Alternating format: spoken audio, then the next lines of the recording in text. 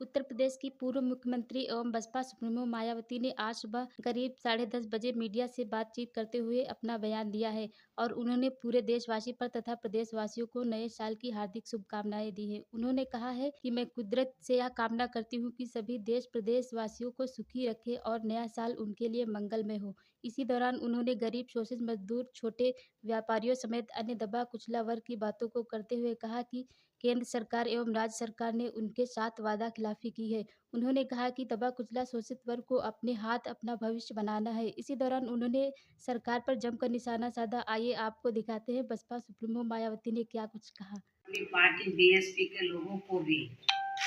नव वर्ष सन 2022 की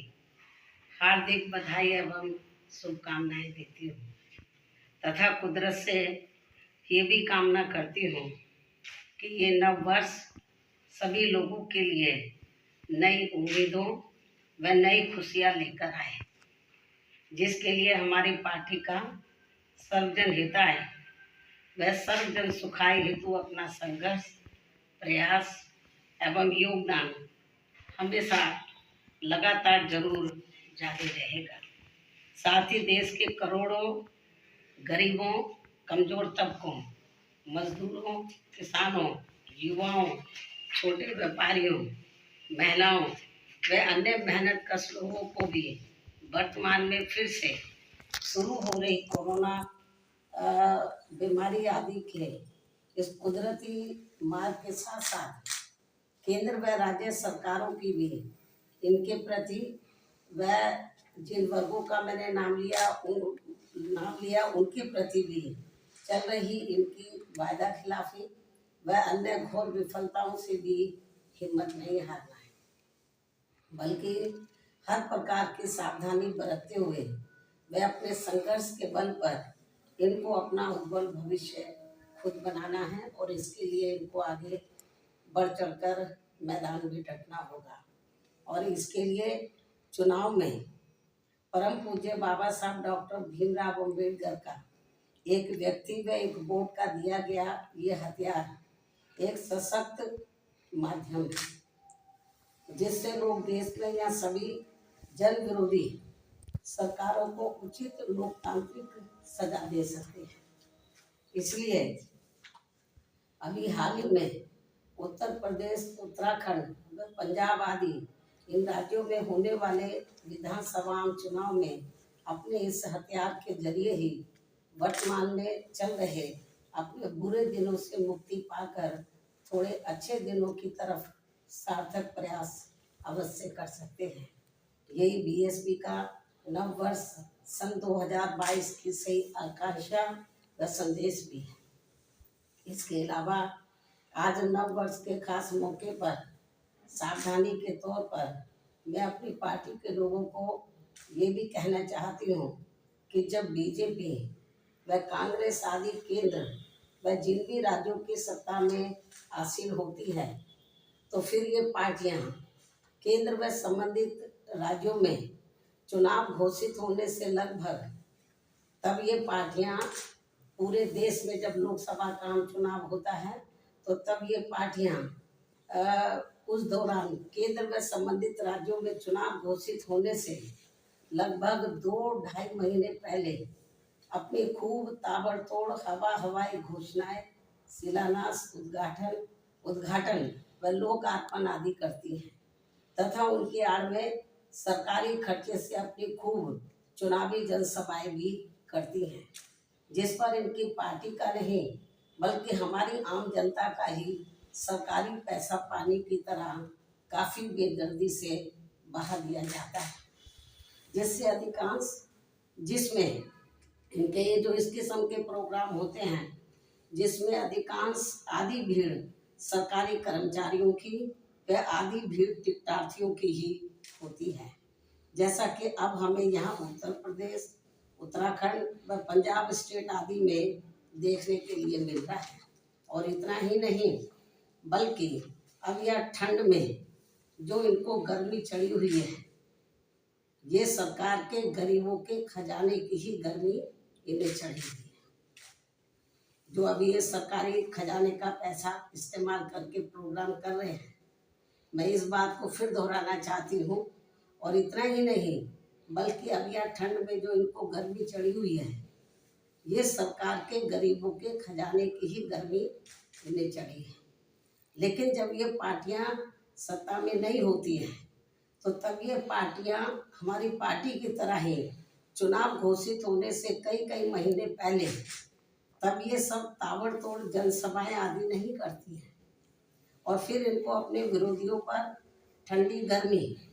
व हमारी संस्कृति के बनाए गए रिश्ते नातों आदि को भी लेकर कटाक्ष करने की याद नहीं आती है, क्योंकि उन पर फिर पैसा इनकी पार्टी का ही लगता है, अर्थात सरकार का नहीं। साथ ही दूसरी पार्टियों के सत्ता के होने की वजह से फिर ये पार्टियां कटाक्ष करना भी भूल जाती है, अर्थात फिर ये पार्टियां सत्ता में आने से पहले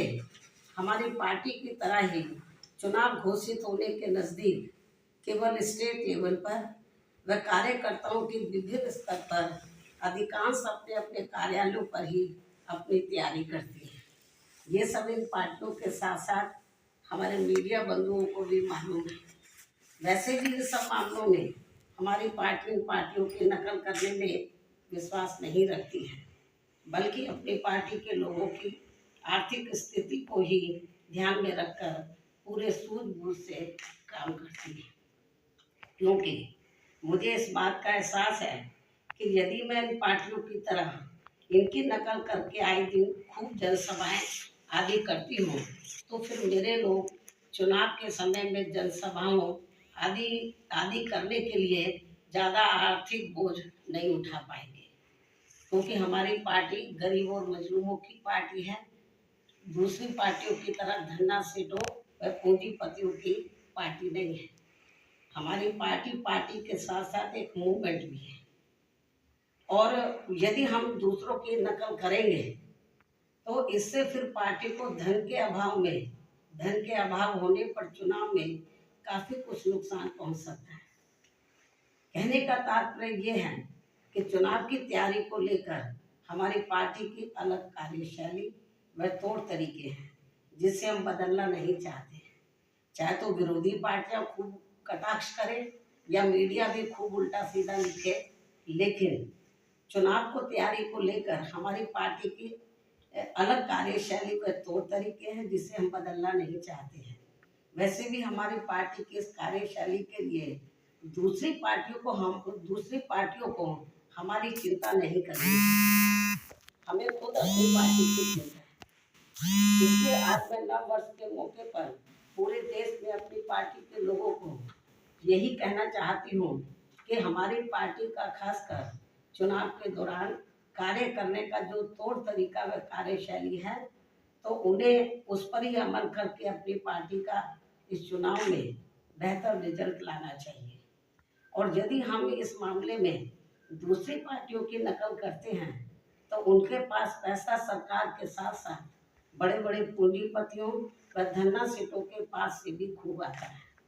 जिनको फायदा पहुंचाने के लिए ये पार्टियां शुरू से ही यहाँ गरीबों व कमजोर तबकों का लगातार शोषण करती आ रही है।